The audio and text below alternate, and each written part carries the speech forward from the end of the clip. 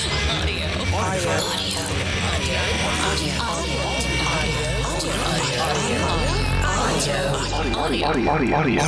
Unleashed.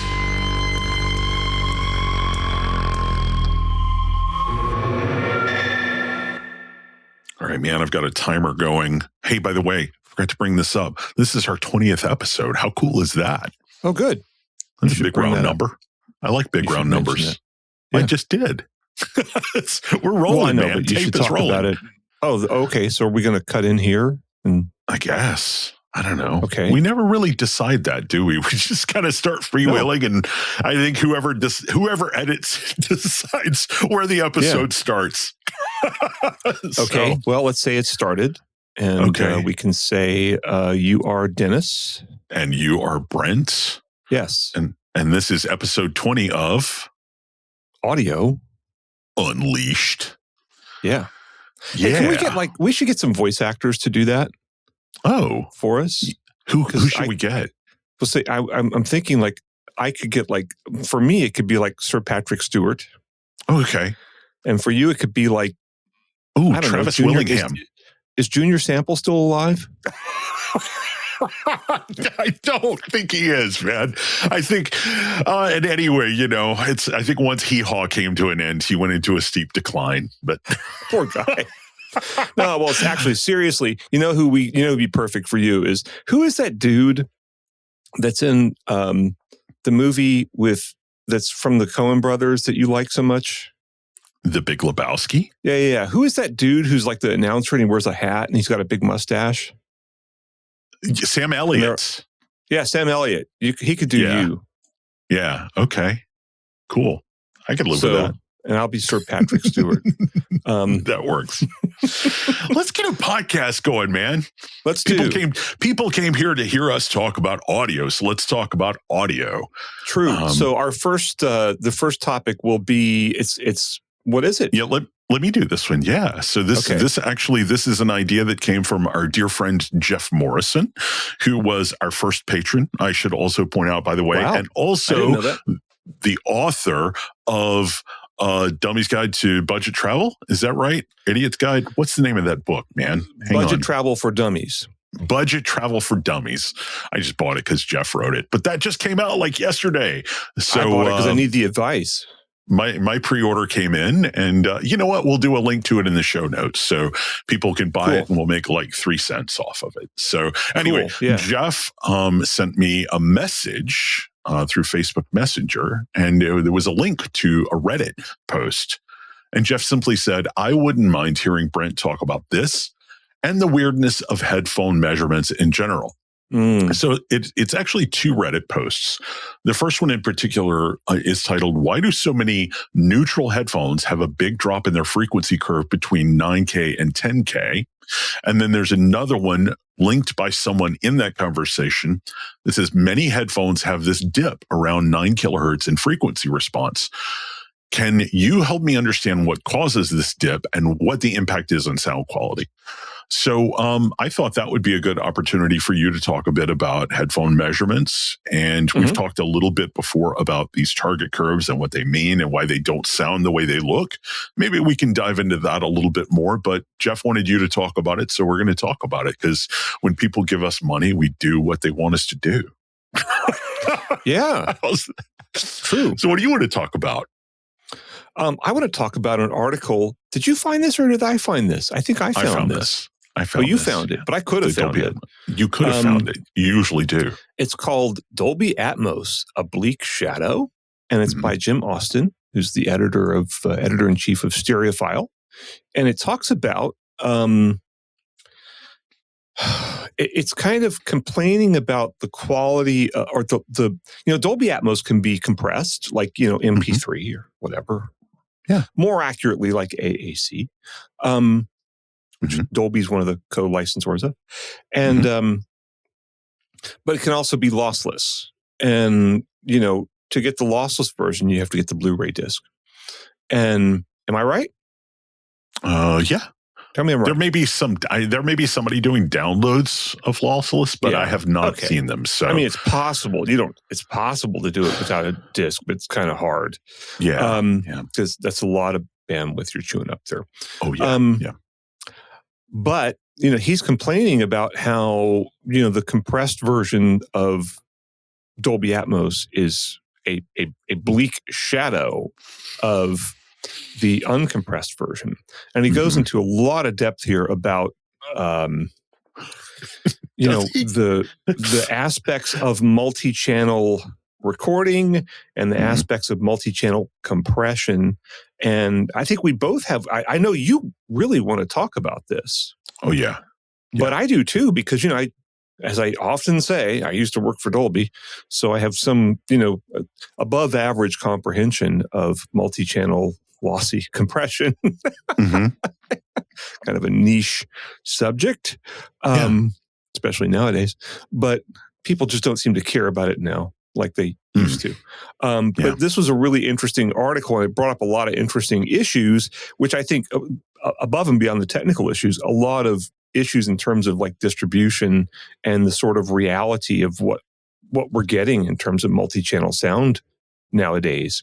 That'll be an interesting topic. And then I think we have more to talk about.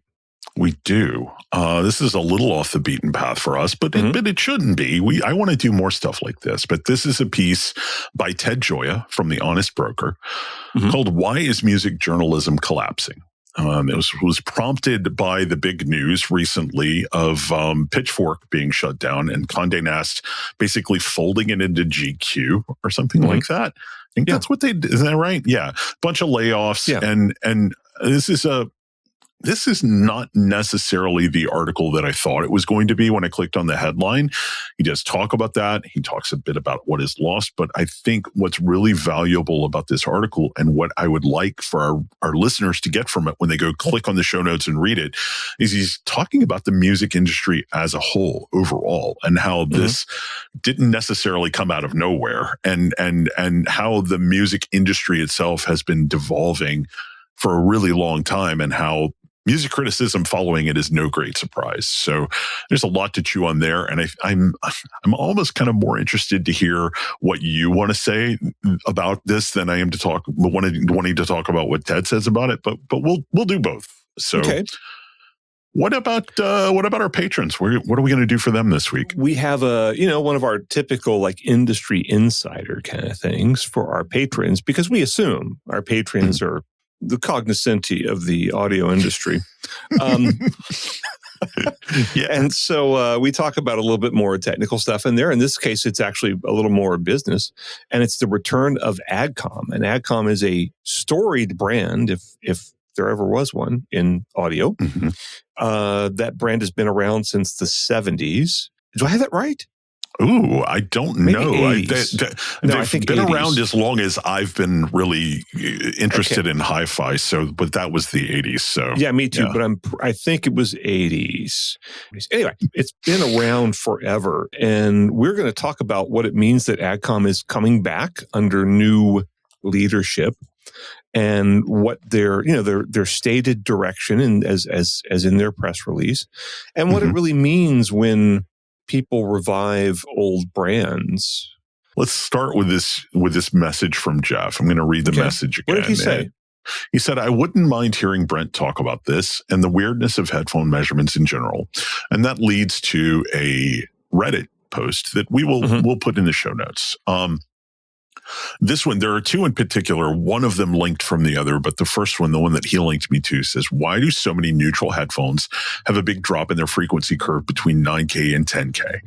It's so prevalent, even the HE1 has it. Aren't neutral headphones supposed to have a flat curve?" And a lot of people opining about a lot of different things. People are saying it's the pin and notch. People are saying it's problem with the measuring rig. Somebody else linked to another post that says many headphones have this dip around 9K. Can you help me understand the cause of the dip? And you can see the image there. That's the reason I'm going to link to this one, because people can see this is a measurement by Critical, and you can see sort of his target curve. And then you could see the measurements of these headphones, and sure enough, there's this big dip right between 9 and 10K. Jeff wanted you to opine about it and explain it a little bit. What's the biggest takeaway that you read over these Reddit posts, right? And I apologize for making you go to Reddit. I know that was painful for you, but you took the time to read them over. Yeah. So what's your 30,000 foot takeaway from all of this? Okay. So headphone measurements are weird. Look, anybody can look at a speaker measurement, the basic frequency response measurement, and kind of judge it on a simple level. Hey, it's supposed to be flat, Yeah. On axis. There's a lot of little subtleties, but basically flat, good. Headphone measurements don't work like that. Typically they all have a bump around, a big bump around 3 kilohertz or something like that.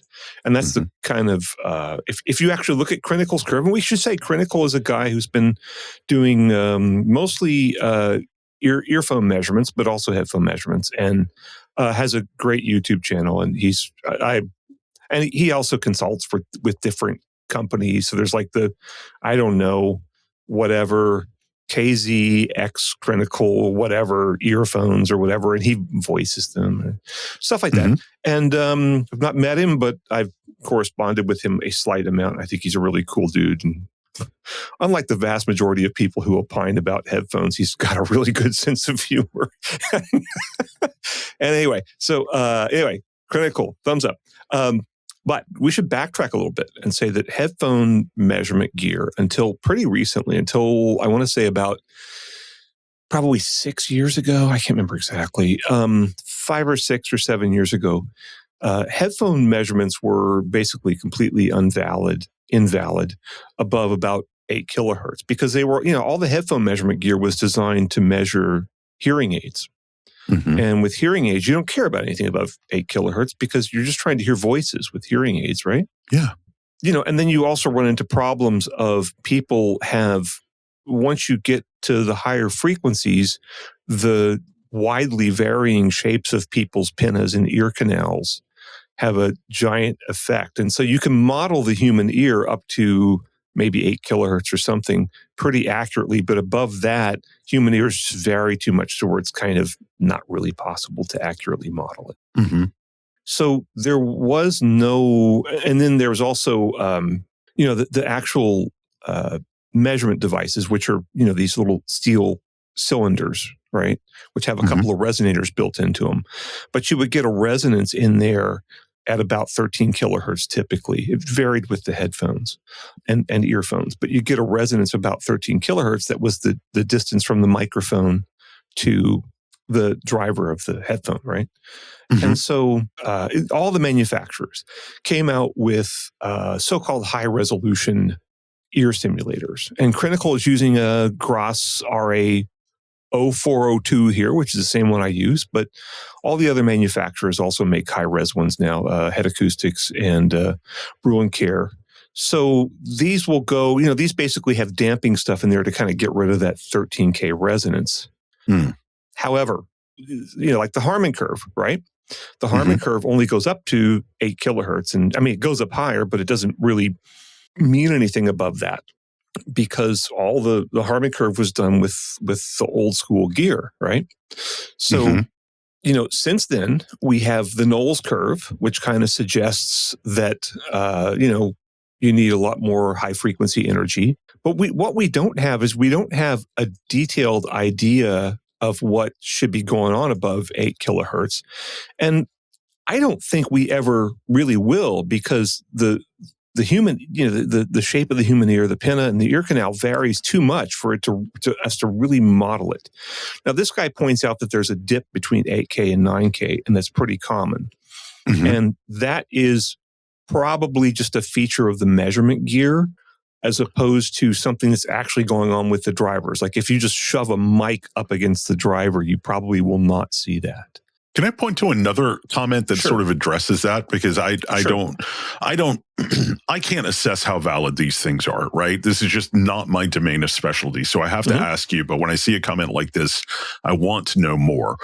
someone else made that point that this is a Gross thing, right? And the 9K dip is a Gross thing. And this other guy came in and commented, I don't think this has been mentioned yet, but Artings has shown good correlation between the 9 kilohertz dip and soundstage distance. And then he goes on to link and say it's not Gross specific either. In fact, Artings is using head acoustics, I think. And then he links to a page on Artings where yeah, that's one of their criteria that they're judging is PRTF distance. And yeah, that 9K dip basically correlates with that score. Do you have any thoughts on that? Or is that in any way meaningful to you? Is that something that I should sort of give any credence or weight to? Or is this just people trying to figure out stuff when there's nothing really to figure out? I'm not really sure. Here's one problem. Now, first of all, if you look at the dip on the clinical chart, it's, let's see, my math is not fast enough to figure out. This dip is between about 8.5 kilohertz and about 10.5 kilohertz, right? So, that's a fraction of an octave. That is a very high Q dip. And the ear is not particularly sensitive to high Q dips or peaks, really. You can have some pretty scary looking peaks in a speaker measurement that you don't hear. When I say high Q, I mean it's a very narrow dip, right? It's not if it's low Q, it would be a big wide dip, right? It's a very narrow dip. And I'm always suspicious of any statements saying that a narrow dip or peak will cause a certain effect. Let me give you their exact wording here. Okay. If that helps you. So they describe what the penta-related transfer function is, and then they say, they call it specifically a 10K notch. They say the depth of the 10K notch of the headphones PRTF, which is caused by phase cancellations at the concha. This quality is monaural and can be perceived even with one ear. The test does not apply to in-ears and earbuds due to the lack of penta interaction. When it matters, the value is mostly responsible for the perceived distance and elevation of the soundstage. How do they correlate? I mean, how do they research that? Do they have blind tests that showed that? Well, they don't mention that. Okay. Because if it's some dudes, I always say, like, if it's some dudes listening to headphones, knowing what the measurement looks like and saying, oh, that sounds like whatever, that's not valid. If they say, hey, these headphones have a broader soundstage or whatever it is. And the ones, because that's the way that Harman was done. It's like, these headphones sound good. Yeah. What do we find in common in the measurements of these headphones that sound good? Okay. Right. Now, if you find X number of listeners agree that these headphones have a big soundstage. And we find that most headphones that have a big soundstage also have this 9K dip or 10K dip or whatever they're calling it. That's fine. That actually makes sense. And my attitude is, publish the paper and give us your methodology. I don't regularly read Artings, but I should probably take a look at this and see if there's anything to it. But again, when you've got that narrow of a dip and that at that high of a frequency where, our hearing sensitivity has already taken a dive, right? This is the reason that the Knowles curve kind of resonated with me, because what I would find in my listening and in my measurements is, I largely ignored everything above 8 kilohertz, even once I got a high-res ear simulator. I still ignored it because I didn't know what it meant. But I found that the overall amount of energy above, from 8 kilohertz to 16 kilohertz or something like that was audible. Like if stuff had a lot more energy in that, had 5 to 10 dB more average energy in that band, I'd ignore the dips and peaks, but I'd say, okay, that probably is going to mean that it's got a little bit more so-called air, right? Which could give you a broader soundstage and whatever. Yeah. So that's why the Knowles curve made sense to me, because it actually squares with what I've heard and what I've measured. And they've done actual scientific testing that they have published as an AES paper. No one's arguing with Knowles curve. I would need to see, maybe Artings has done it, and that's great. And I'll take a look to see if they have.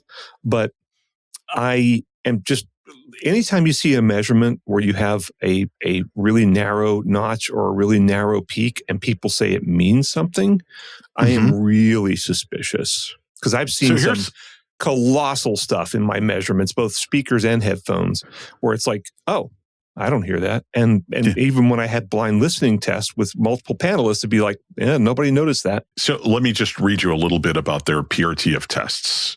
Okay. In order to measure the amount of interaction between the pinna and the headphones, a test was devised that we call PRTF, short for the pinna-related transfer function. Mm-hmm. For this test, we got an extra ear for our dummy head, chopped its pinna off, and measured the frequency response of each headphone twice, once with the intact ear and once with the ear with the missing pinna. The differences between the two frequency responses is the PRTF of the headphones. To come up with a reference to score PRTF measurements against, a loudspeaker was positioned at 1 meter in front of our dummy head, and frequency response measurements were performed when and without the pinna every 30 degrees. So anyway, there's a lot more, but that's sort of gives you an idea of how they did their testing. That's a valid methodology. But as always, I am concerned with how does it square with blind listening tests? Yeah. Nothing matters to me in audio unless it correlates with blind listening tests. That's all I care about. Because if it doesn't, look, there's 1 million people in audio doing not 1 million. There's a lot of people in audio doing measurements, right? 12. There's a lot of people in audio opining about what the measurements mean.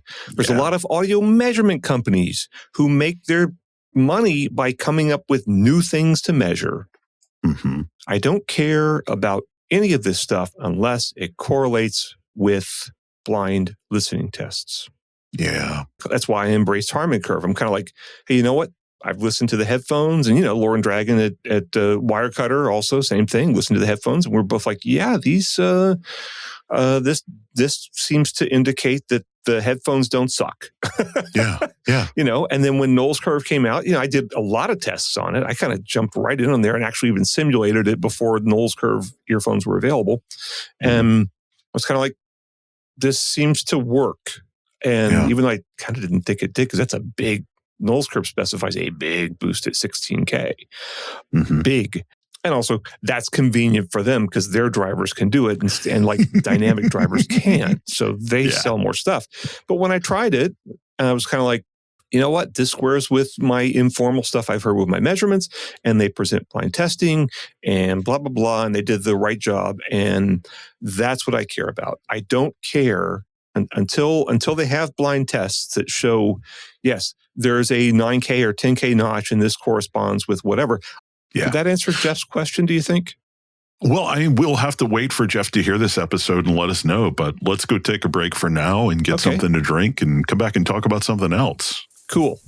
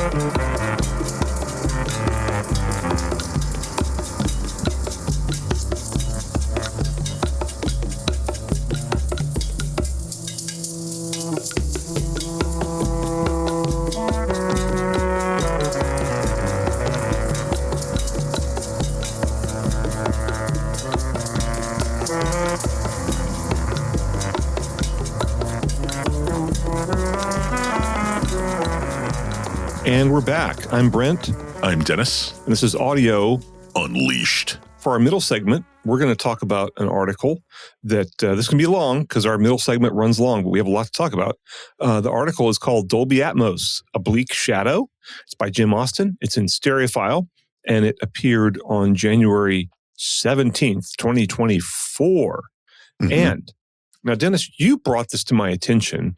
Would you like to sum it up? Oh, I can do that for you. Okay. So basically, this is a response to sort of backlash that they got from they were covering news about new Beatles releases. I'm doing this from memory. Maybe I should have read the article again before we started recording. I read it. They were covering the Beatles releases mixed in Atmos.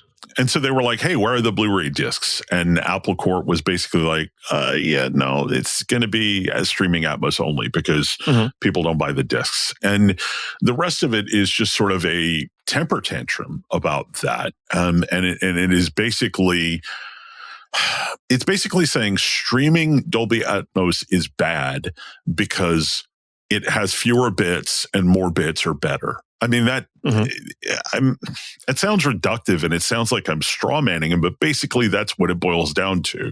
More bits equals better sound, but they never explain why. It's just taken as an article of faith that having more bits is better. Therefore, Dolby Atmos coming from Apple must be bad. Do you think that's unfair? I mean, do you think my assessment of their argument is unfair? No, but I can understand the concern.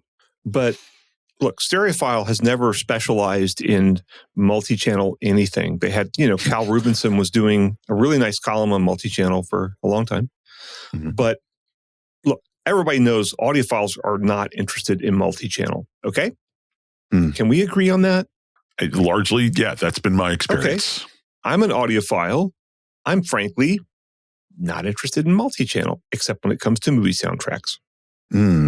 Okay. So I'm interested in it. I mean, it's interesting to me as an intellectual thing. I like hearing it, but do I really care as a music listener? No. I very much enjoy it, so I guess that's proof that I'm not an audiophile. But you hate Atmos. You hate Atmos, right? I hate Atmos for movies. I actually like Atmos for music and video games. Oh, man. You are twisted. Anyway. I know. We knew that already. Maybe I should audition new podcast. Look, literally anybody else could do a better job than me. So let's not have those auditions because I would come out of the bad end of it. Oh, that'd be funny. I should get you to do your impressions of different people in the industry auditioning for your spot. That'd be funny.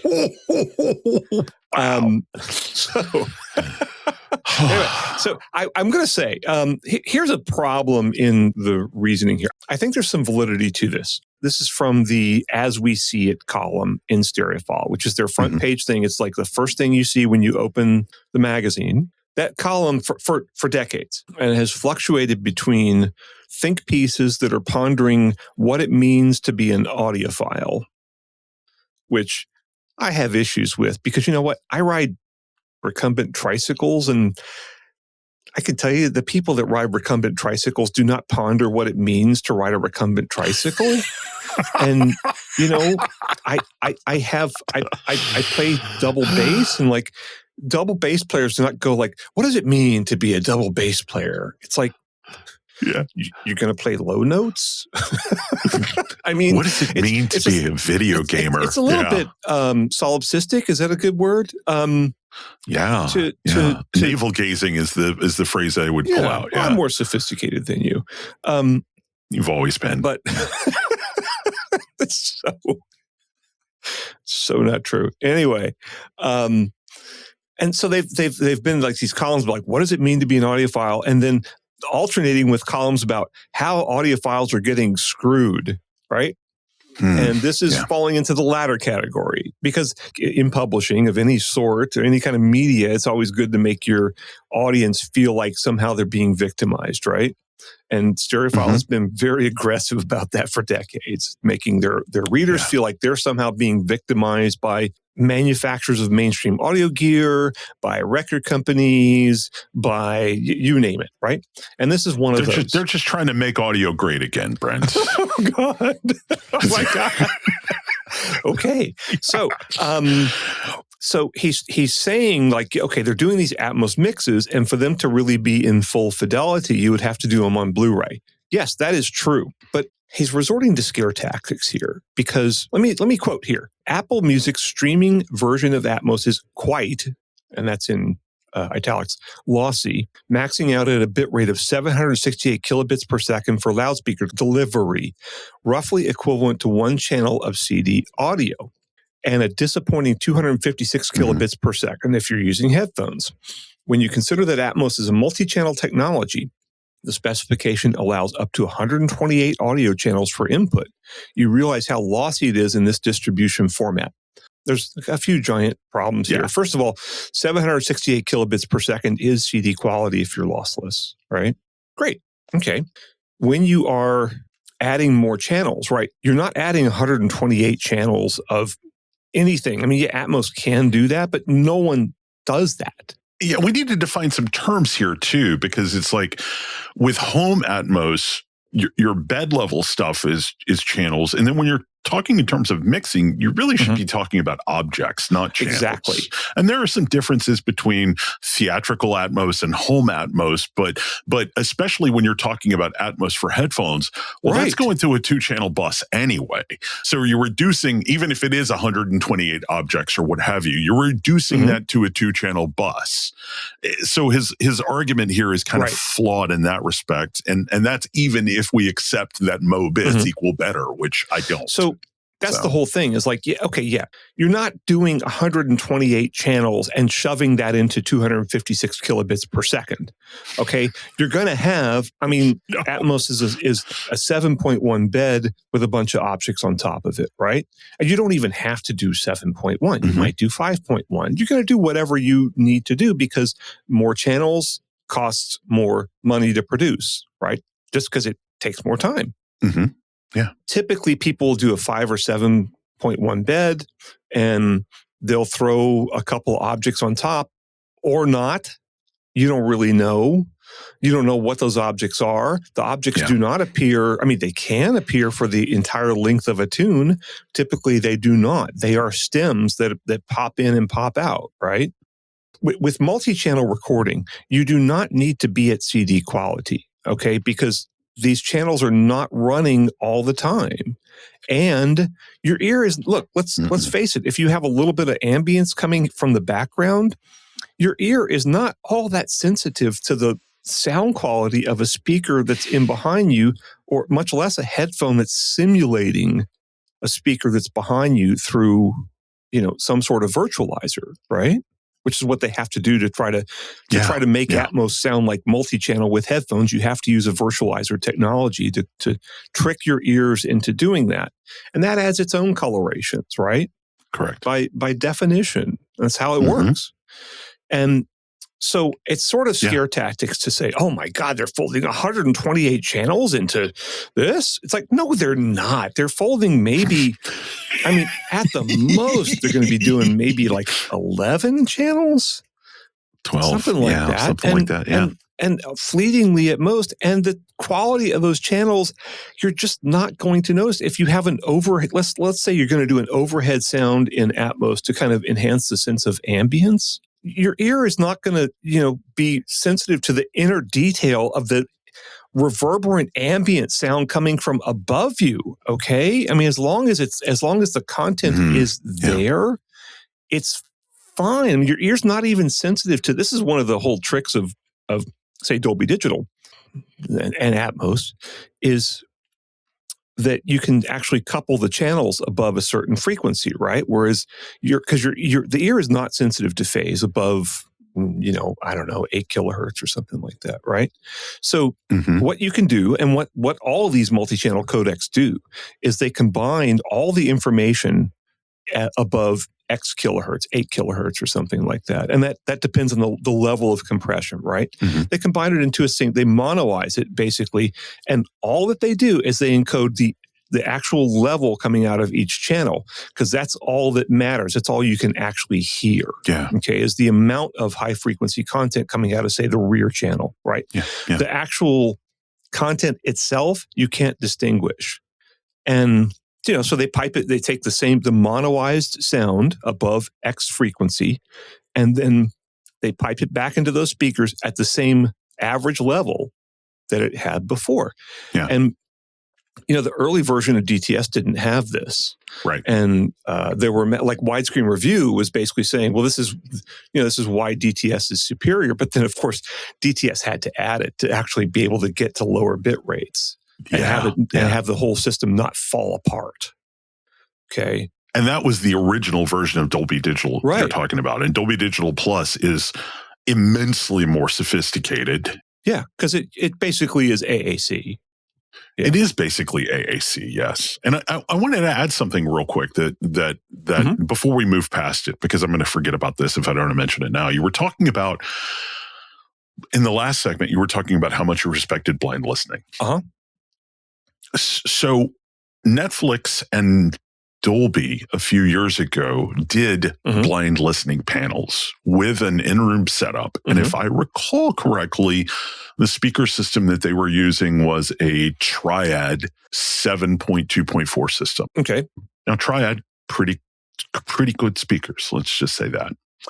They discovered that Dolby Digital Plus, which let's remember is not even the latest version of Dolby's, lossy multi-channel codec, but Dolby Digital Plus was 100% transparent, 640 kilobits a second for 5.1, 768 kilobits a second for Atmos. Yeah. So here's the problem that I have with an article like this.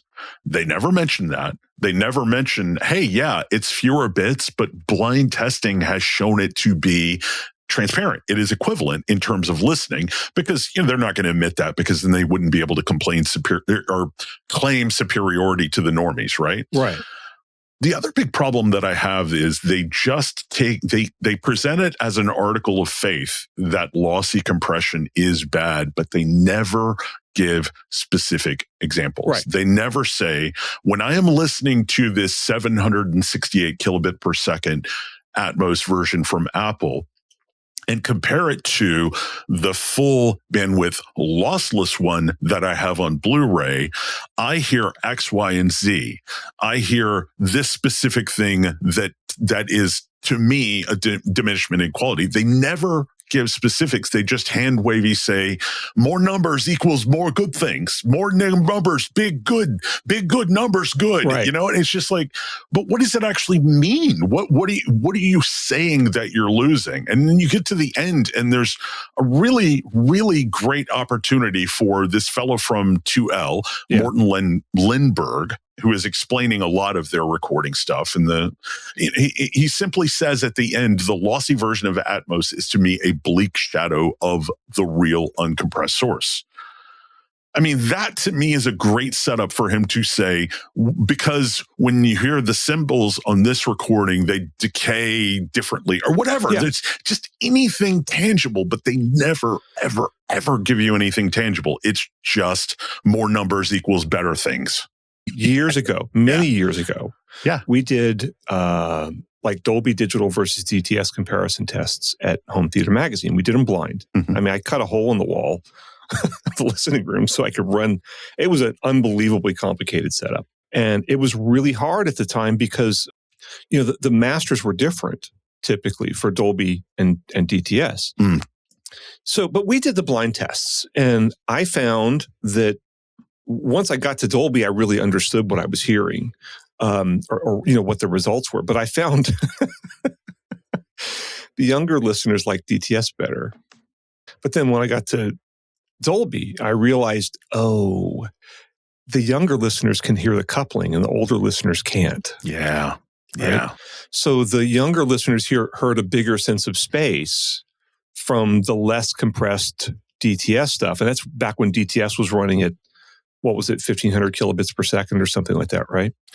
So the younger listeners could hear that, and the older listeners whose high frequency hearing wasn't as good couldn't hear the effects of the coupling. So these are the things that actually happen when you do the work and you actually do blind testing and you actually are curious about what these things are, as opposed to just condemning them and saying, I mean, for those of us who care about perfectionist audio, Atmos, as conceived by record company executives, is not the answer. We should hope for its demise. I mean, I'm not even like a big Atmos fan, but screw you, pal. Come on, this is just pandering to readers who don't understand the subject. It is. And here's another thing that really bothers me about the mo bits always equal mo better thing. Like, we haven't even we did talk briefly about the fact that Dolby Digital Plus is a big upgrade over Dolby Digital. And We haven't even talked about Dolby Digital AC4, which is the newer codec, which it gives you the exact same quality as Dolby Digital Plus, but with half the bit rate, right? So one of the things that people like, the Stereophile writers continue to fail to understand is that every iteration of these lossy codecs is capable of delivering better quality with lower bits. I mean, look at in the video domain. Look at like H.264, which was a video compression that we used for Blu-ray, versus H.265, which is what we use for most streaming and UHD Blu-ray. Like you can take, and I've done some video encoding, you can take H.264 and encode something at, let's say, 30 megabits a second, right? And then encode the exact same video in H.265 at like 15 megabits a second, right? The one in H.265 is half the bits and it will look better. Now, how would Jim Austin explain that? He wouldn't even bother because to him, more bits equals better. So, Jones, Jeff, speaking of Jeff Jones, a music industry guy, Jones is probably correct. Few consumers care. Streaming Atmos is good enough for most folks. Older audiophiles have lived long enough to remember previous generations of record executives telling us that no one cares about better sound. We, of course, are those very few consumers. We do care. Okay, well, there's two things I have to say here. First of all, that's just the typical audiophile magazine saying, hey, you should keep reading our magazine. That makes you a member of the elite, and you can feel superior to other people. However, I got to say, if it cost them a lot of money to put out Blu-rays and audiophiles are the only people that are going to buy them, audiophiles don't buy Blu-rays. They buy vinyl. Okay? Audiophiles are not buying. This is why Stereophiles dropped their multi-channel coverage. It's like, they still do a little bit of it, but come on. It's a minor thing. This is not what audiophiles like. Audiophiles are not going to line up to buy these Atmos Blu-rays because they don't care about Atmos either. They care about 2-channel. This whole thing is a phantom menace. Yeah. It's just like, your readers don't care about this, except you're making villains out of Apple and the music industry. If your readers actually cared about this stuff, they would buy it, but they don't care about it. You're not being screwed by the record industry. You can still stream the Beatles in 2496 stereo, which is what your readers want anyway. Okay, shall we move on? We've done enough. We've expressed our emotions on this adequately, I think. Sorry if anybody's offended, but we have. Let's take a break. Fortunately, in this case, I don't go to like industry dinners anymore. Because I can't, Wirecutter, New York Times, ethics, blah, blah stuff. But so I don't have to worry about being at a table with Stereophile people and having them get mad at me now. There we go. Nice. Let's go get some water and cool off and come back and talk about the music journalism industry collapsing.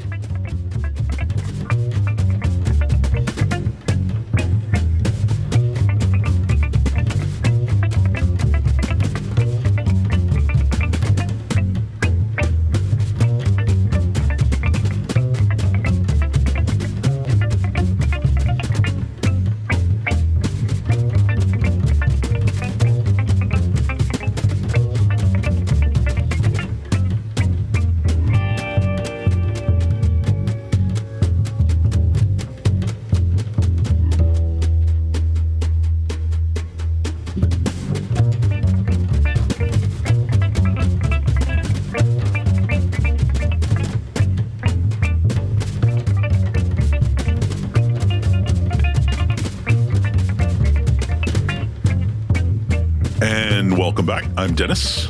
I'm Brent. And this is Audio Unleashed. That is when we hit episode 200, that is still not going to be old. Anyway, so for our third segment today, we are talking about an article from Ted Gioia of The Honest Broker. The headline is a little bit provocative, I think, but Not too much so. Why is music journalism collapsing? And in large part, he is responding to the way Condé Nast shut down Pitchfork and folded it into GQ, of all things. I still don't understand that decision. I want to hear you rant about that. But the reason I picked this article to sort of riff on instead of the millions of others of pieces that have written about how this is the end of everything meaningful is that I think Ted does a really good job of showing this to be not merely a novel disease, but a symptom of an ongoing and pervasive rot in the music industry as a whole. I thought he had some really, really good points about how basically the music industry has sort of made music criticism irrelevant with some of their decisions and the way things are going. But before I get off on that rant, what did you think about it? Well, first of all, okay, so coming from the publishing side of things, and the media side of things, he's right in that, look, there's always all these, I want to call them money guys, but they're more than that. The people who manage these media properties, with extremely rare cases or with extremely rare exceptions, they're just business managers. They could be coming over from Pepsi or something like that, right? They don't really tend to have much of a sense of the content. They don't, the readers to them are just numbers. Unlike, let's say, a good audio publication. Let's say Stereophile, right? Who we were just trashing. Stereophile has readers that write in, and they know their readers. I guarantee you the publisher of Stereophile, with whom I'm acquainted, understands his readers, knows them. The editors do. They have readers writing in all the time still. And, whereas with these big media companies like a Condé Nast, the readers are just numbers. Maybe like the lowest level editors, the readers actually are, people with concerns and desires and tastes and stuff like that. But once you get above that level, it's just a bunch of numbers to them. And so they couldn't care less about any of the issues that this raises. And nor could, I think, the interesting thing about Ted's article here is, and Ted Gioia is a, kind of pundit who writes a lot about cultural trends. Can we say that? But specializing in music. Yeah. And the thing that the really interesting connection he makes here is that this is actually not just a publishing industry thing. This reflects what's going on in the music industry. And the same kinds of people in the music industry, these same sort of generic business managers who could be selling, Kleenex tomorrow, don't really care about the cultural relevance and the value of what they're doing. Can I take a moment just to read his sort of 5-point plan for dismantling the entire music industry? Because this was the heart of the thing for me. So, okay, please. So at one point in the article, he says, what's the real cause of this crisis? Let's examine it step by step. This to me is just brilliant. Number one, the dominant music companies decided that they could live comfortably off old music and passive listeners. Launching new artists was too hard. Much better to keep playing the old songs over and over. Number two, so major labels and investment groups started investing huge sums into acquiring old song publishing catalogs. Number three, meanwhile, streaming platforms encouraged passive listening, so people don't even know the names of songs or artists. And I'd mentioned to you earlier, it's the case with my dad. I was happy that he was listening to Billy Strings, and he was like, who the heck is Billy Strings? So anyway, number four, the ideal situation was switching listeners to AI-generated tracks, which could be owned by the streaming platform, so no royalties are ever paid to musicians. And number five, these strategies have worked. Streaming fans don't pay much attention to new music anymore. I've warned about each of these, but we're now seeing the long-term results, which is why Pitchfork is in deep trouble. If people don't listen to new music, they don't need music reviews. Yeah. Well, I think that, it's an interesting thing is that streaming, before you couldn't make any money. You could, but you couldn't make much money off of catalog. Now, catalog makes most of the money because of streaming. And so obviously that's where, these sort of generic business managers we've been talking about and kind of deriding in a sense, and they're people too, but they're just trying to make a living.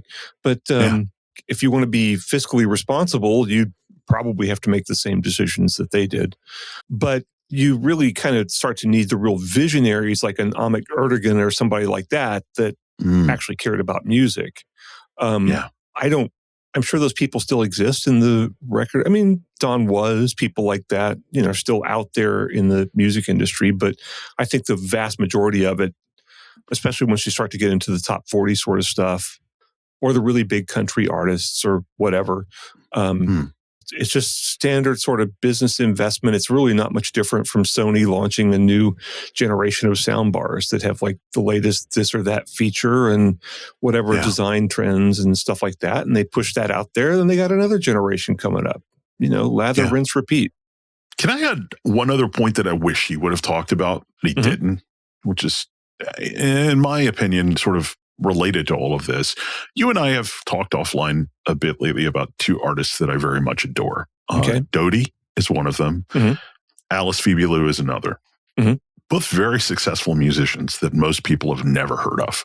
But I think the reason most people have never heard of them is because they don't have record labels. Like they both self-release everything. You go to Qobuz or Apple Music or whatever and look at Alice Phoebe Lou's record label and it's Alice Phoebe Lou. And you look at Dodie's and it's Dodie. And so I've been thinking about this a lot. They're both successful enough to tour the world nearly constantly. Dodie does tours of the US where she's selling out, not arenas and stadia, but, pretty nice music venues. And, but I think the music criticism industry is so closely tied to the record labels. And, it's about press releases from the labels and things like that, that artists like that who aren't in the game, who aren't in the elite circle of, sort of record label things, well, they're not going to get covered by the pitchforks of the world anyway. So in a sad way, it's sort of made music criticism irrelevant in a completely different roundabout way. These days, if you want to be really successful as a musician, I think you got to kind of do it yourself and not have a record label, or you've got to be Taylor Swift. So there's seemingly no in between, really. I agree, but I'm going to augment what you said. As an artist who put out an album that actually got radio play. Yeah, it helps if you're an artist and you're coming from a big record label. Then you will have really fairly high-powered publicists behind you, and the publicist is what matters. When we were doing our thing, I was trying to promote it to radio stations and stuff like that, and to the best of my knowledge, I didn't get anywhere. Then we hired a radio publicist, and it's like magic. Now, obviously, the music struck a chord with people, so she took it on, and boy, we got radio play a ton. Wow. I mean, for jazz. I mean, granted, it's jazz, and there's only 30 stations in the U.S. or so that matter, but still, we got radio play, and we just had to spend money. You can still, Phoebe Bridgers Lou. No, that Phoebe Bridgers is Alice another Phoebe person. Lou. Alice Phoebe Lou. A lot of Phoebes out nowadays. But blame friends, probably. You just had to ruin the name Phoebe for me. So at least I don't know which friend that was. Don't tell me. So I never saw Friends, not even once. I just thought that just looks too stupid. But anyway. Wow. As a former New York City resident, to see people living in big, giant apartments, it's like, come on, that's so stupid. But anyway, I'm ranting. But any of these artists, any artist can spend some money and get some reviews. So you can, if you spend some money, you can get some attention. Now, can you get a lot of attention? Can you get the New York Times, I don't know, to cover you? That's a lot tougher. You can definitely get those big media outlets to cover you if you are Nicki Minaj, right? Or you are, maybe like Nathaniel Rateliff, to put someone who's a little more on the indie side there. But I think he's got a record label behind him. He got on Saturday Night Live. I don't think you get on Saturday Night Live without a record label behind you. Probably not. It is possible for artists to get some media attention just by spending the money. If you don't spend the money, boy, good luck. It's probably not going to happen. But I think, honestly, as a musician, I look at this and it's kind of like I kind of don't care, because I can put my music out, and the ability for me to get heard is dependent on my willingness to spend money and my willingness to kind of, push it on social a little bit and try to think of some new ways to promote it. And, maybe get off my butt and go play a couple gigs or something with it. I don't know. And it's fine, because I'm not trying to make big money. If you're trying to make big money in music, your music's going to suck anyway. Probably. Oh, hey, by the way, I don't know why this just popped into my brain, but back when you and I were doing the Soundstage Audiophile podcast, we did a segment about Cream magazine relaunching. Yeah. And I forgot to tell you, I actually recently bought an issue of Cream. They did, I wasn't like on the edge of my seat to read this thing, but they did an entire issue that was a tribute to Lester Bangs for their winter 2023. Yeah. And I bought it, and I thought, well, get to see maybe some pictures of Lester that I'd never seen before, maybe some old pieces of writing that I missed or whatever. But dude, it's a really good magazine. Like, it is a really? I was so impressed by that one issue that I am subscribing to Cream now. Now, my memories of Cream magazine were formulated in the 80s, not the 70s, and in the 80s, I think Cream was basically just sort of like a half-rate hit parader or something, right? But I don't know. I didn't read it. Yeah, but I read it in the 70s. I didn't, because I wasn't old enough. Yeah. I don't know if I could barely read toward the end of the 70s. So, but anyway, yeah, no, it's really, really good. It's really exciting. And so, hey, we're talking about music criticism and what's happening to it. Guys, if you want some really good music criticism and something vibrant and something rock and roll, Cream is pretty good now. So maybe subscribe to that. Well, this issue was all about Lester Bangs, so I don't know, but they're covering modern rock. New. Yeah, who are the new acts they're writing about? Well, I don't know, man. We could dig through the archives and find out, but do we want to do that in real time?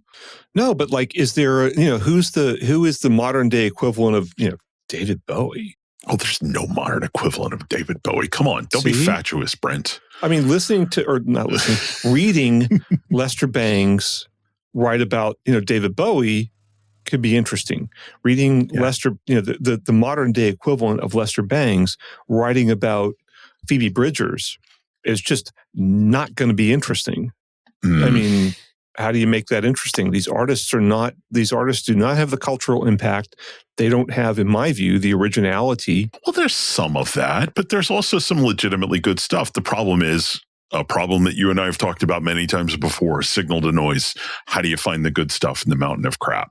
So, I mean, Google is algorithm driven. Google owns YouTube. They're going to put things in front of you that are either going to, make you click or whatever. Their algorithm is not based on quality. It's based on clickability. So sometimes you have to dig for the good stuff, but it's out there, man. It's just, it's one good thing and 9 piles of crap. So, yeah. So I don't know, man. I don't know if, hey, maybe our listeners, I got that right. Good job, Grandpa. Give me some credit. Maybe our listeners can chime in the comments section or whatever of wherever it is that you post this thing, when we're done with it, and tell us like what's some really like, what's the modern day equivalent of Miles Davis Bitches Brew, man. By the way, you were mentioning comments. We do get comments on YouTube sometimes. So guys, you can comment there if you want to. Also, we just got a comment on Podbean, which is our podcasting hosting site. Somebody commented through the Podbean site on our last episode. This is from a listener called Eat a PC. Okay. And he said, thanks for the discussion about gapless playback. Any playback system that can't do gapless is a non-starter for me. And Eat a PC, I 100% agree with you. And Brent can get off our lawn. All right. Yeah. All right, let's wrap this thing up. Let's do it, buddy. It's time to call it a podcast. I'm engineering and recording this one. You are mixing and mastering and editing and all that good stuff. Okay, yeah, I'm mixing it. Yeah, editing it basically. Really editing it. The mix is irrelevant. The mix is like I put you in like 20 degrees to the left and I'm in 20 degrees to the right or something like that. Yeah. Yeah. Although when I do it, I sort of do a 2.1 mix. So I take and centrally locate anything below 150 hertz, and then everything above that is panned left and right. So, you put so much more work into engineering these things than I do, and yet the result is pretty much the same. It's true. It does. It sounds the same. Oh well, you know what? It makes me happy. So that's all that really matters. I know you're having. Hey man, you got to go through your process. That's true. But anyway, and we're gonna have some new music for this. I hope we were talking about it. Maybe we'll crank out some stuff. We have some rhythm tracks kicking around, so maybe we'll come up with some new ideas here. And I am playing a lot more. I'm going to jazz jam sessions now a lot more. And now that my blues band broke up, and so maybe the creative ferment is happening, and we'll hear another Bitches Brew pretty soon. Look, I really need you to get into another blues band, Brent. I really need you to find it. I was so excited that you were in a blues band because finally I was going to be able to convert you into an Allman Brothers fan. And it's just like my dreams have fallen apart. I'm not a fan of this band breaking up. I'm not an Allman Brothers fan. They're okay. They're fine. It's not like... They're wonderful. They're amazing. So, yeah. They're no Rush, but they're fine. They're no, Miles, but they're fine. Allman Brothers, Bob Seger, Steve Miller. No, it all kind of falls into the same bin for me. Oh, you're hurting me. You are doing this on purpose to cause me pain. Bob Seger? No, you take Duane Allman's name out of your mouth, sir. They have kind of the same haircut. Pretty much. Okay, that's valid. Oh, man. All right. Well, cool. Well, everybody, thanks for listening. Thanks for commenting. Share this with that one hot chick from high school that you're following on Facebook for no reason. And we'll see you in a couple of weeks. Oh, a Patreon segment coming up, too. Yeah, hang on for that one. Bye. Bye.